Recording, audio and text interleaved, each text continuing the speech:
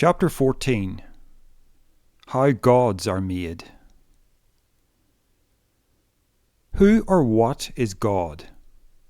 The Oxford Dictionary states, creator and ruler of universe in Christian and other monotheistic religions. Webster's Dictionary says, the supreme being. Christianity defines God as all-powerful, omnipotent, all-knowing, omniscient, and present everywhere, omnipresent. He is eternal, having no beginning and no end. He is the uncaused, self-sufficient source of everything that is. He created the universe and sustains it by his infinite power. Notice I said he. Is God a man? If he is, then we have a problem, because man is a limited being, certainly not omniscient. Then is God, shall we say, male?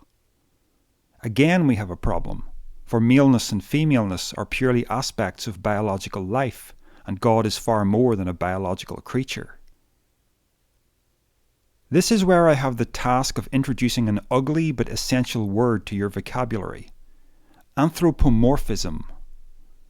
It sounds more complicated than it is. Anthropomorphism is simply the use of human terms to describe God. We anthropomorphize God when we call him he, or when we read, "Has the Lord's arm been shortened?" Numbers chapter 11, verse 23. We know intuitively that the use of arm is metaphorical. You've likely heard someone refer to a set of fortuitous circumstances by saying, "That was the hand of God." We know that God is not a man, but we use anthropomorphisms to describe him, and this is done for more than merely poetic reasons.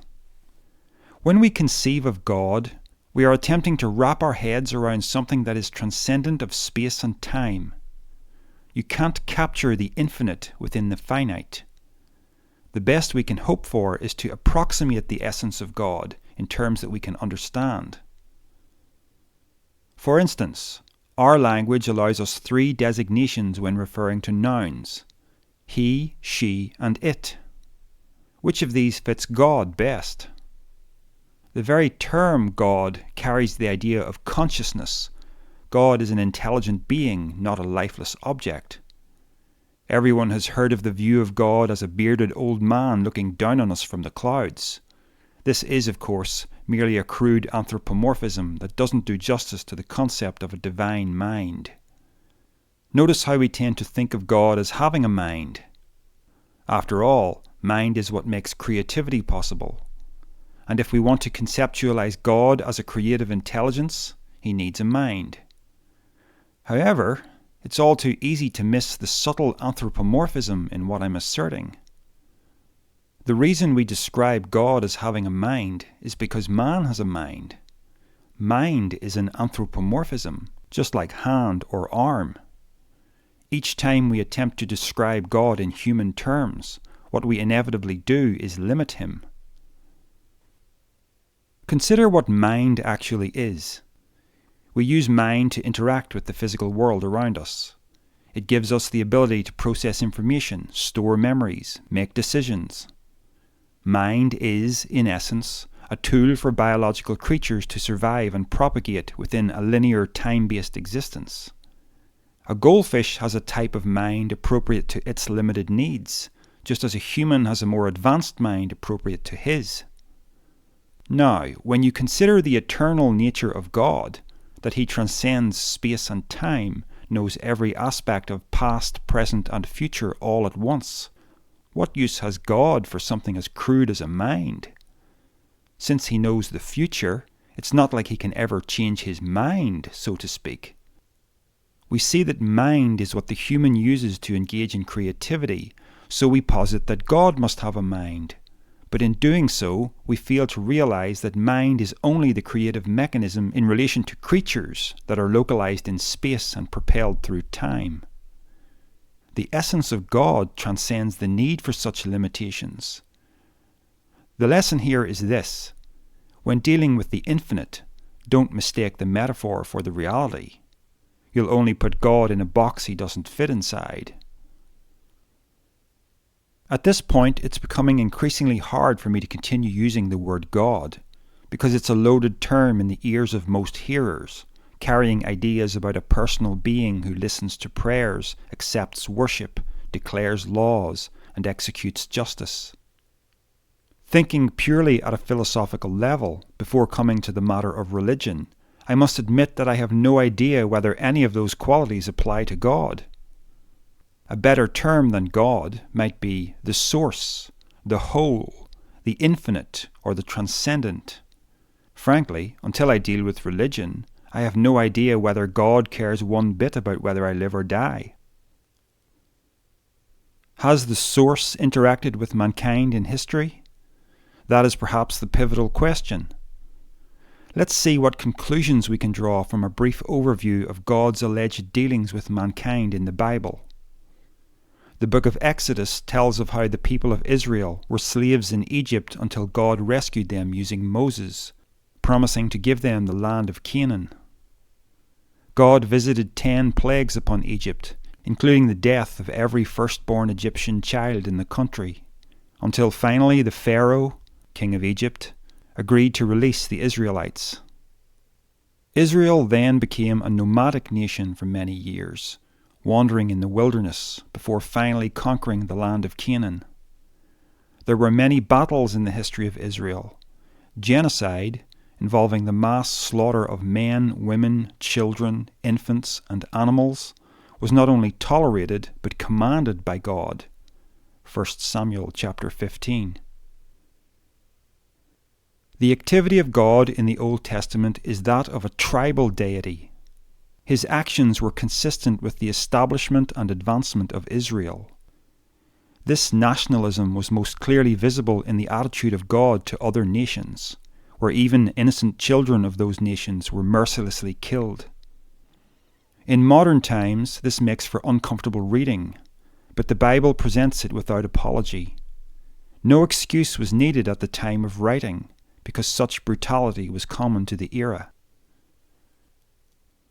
Life is drastically different within contemporary Christianity.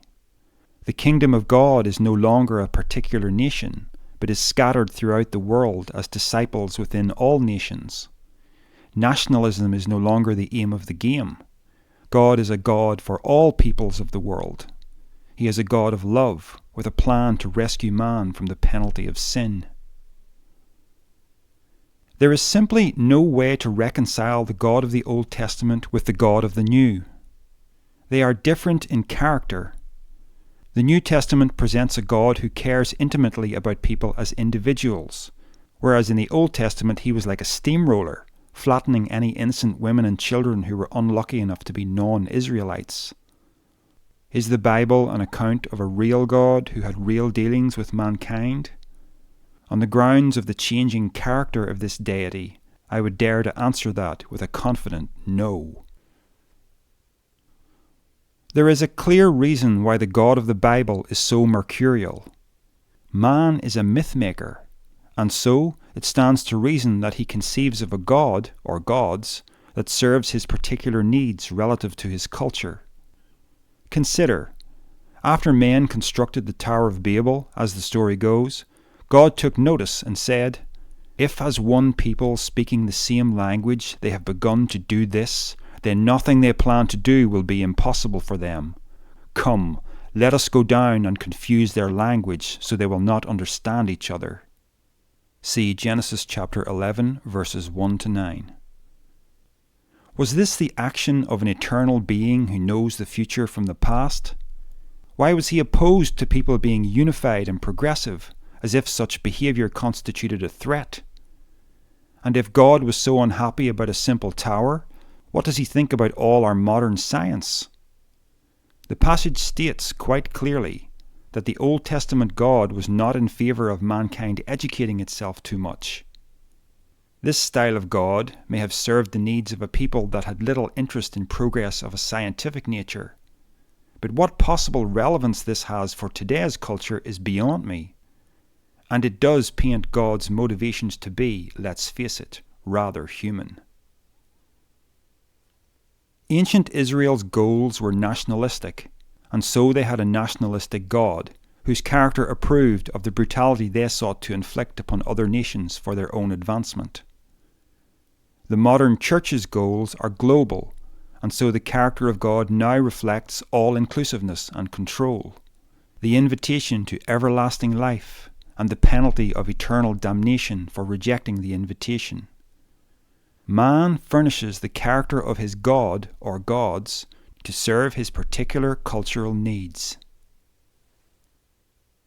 When I open the Bible, I don't see a real God interacting with mankind. I see the elaborate myth of a poorly realized underlying truth. I see the infinite reduced to fit inside a crude box of man's making, told in tales of human imagination. The book of Genesis states, God created mankind in his own image. Genesis chapter 1, verse 27. The truth is the reverse of that statement. If we are prepared to be honest with ourselves, we will see that our ideas about God are actually based on an idealized image of man. We say God is a human-like consciousness because that is what we are. We say God has ethics because humans have ethics. We say God is a monarch because this mimics the political system of man. All this is merely human egotism at work. We attach these attributes to God because we put such importance on ourselves. The universe revolves around man, we assume. The whole show is about Homo sapiens sapiens. And although many Christians will rightly dismiss the crude depiction of God as the white-haired grandfather figure who lives in the sky, they will never truly escape this image because of their need to personalize that which is unfathomable. In the place of a divine old man, they end up relating to something like a blinding light with a human personality, which isn't so different.